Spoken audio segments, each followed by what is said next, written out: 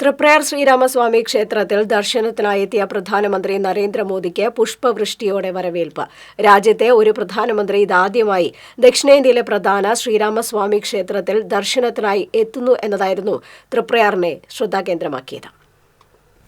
പ്രധാനമന്ത്രി തൃപ്രയാർ ക്ഷേത്രത്തിലേക്ക് എത്തിയത് തന്ത്രി തരണനെല്ലൂർ പടിഞ്ഞാറേമനക്കൽ പത്മനാഭൻ നമ്പൂതിരിപ്പാടിന്റെ അഭ്യർത്ഥന പ്രകാരമായിരുന്നു. രാവിലെ 9 മണിവരെ ക്ഷേത്രത്തിൽ ഭക്തജനങ്ങളെ ദർശനത്തിനായി പ്രവേശിപ്പിച്ചു. തുടർന്ന് ക്ഷേത്രം റോഡ് വഴിയുള്ള ഗതാഗതം പൂർണ്ണമായും നിരോധിച്ചു.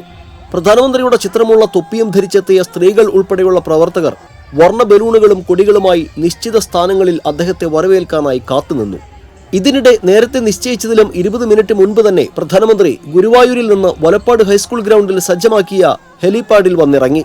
തുടർന്ന് കിഴക്കേ ടിപ്പു സുൽത്താൻ റോഡ് മുഖേന അതീവ സുരക്ഷയുള്ള വാഹനവ്യൂഹത്തിന്റെ അകമ്പടിയോടെ പ്രധാനമന്ത്രി നരേന്ദ്രമോദി ഹോളി ജംഗ്ഷനിൽ പ്രവേശിച്ചു. ഇതോടെ മണിക്കൂറുകളോളം അദ്ദേഹത്തെ കാത്തുനിന്ന BJP പ്രവർത്തകർ പുഷ്പവൃഷ്ടിയുമായി ആഹ്ലാദാരവത്തോടെ വരവേറ്റു. ക്ഷേത്രത്തിലെത്തിയ പ്രധാനമന്ത്രി നരേന്ദ്രമോദിയെ Cochin Devaswom board president doctor MK സുദർശനും കമ്മീഷണർ C അനിൽകുമാറും ചേർന്ന് സ്വീകരിച്ചു. തുടർന്ന് ഗോശാല കൃഷ്ണനും ശാസ്താവിനും ഗണപതിക്കും തേവർക്കും വെള്ളിക്കുടത്തിൽ അദ്ദേഹം നെയ്യ് സമർപ്പിച്ചു.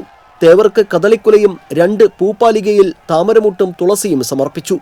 തുടർന്ന് തേവരുടെ നടയിൽ അനിഴം നക്ഷത്രത്തിൽ അഷ്ടോത്തര ശതവും പുരുഷ സൂക്തവും പുഷ്പാഞ്ജലിയും സമർപ്പിച്ചു.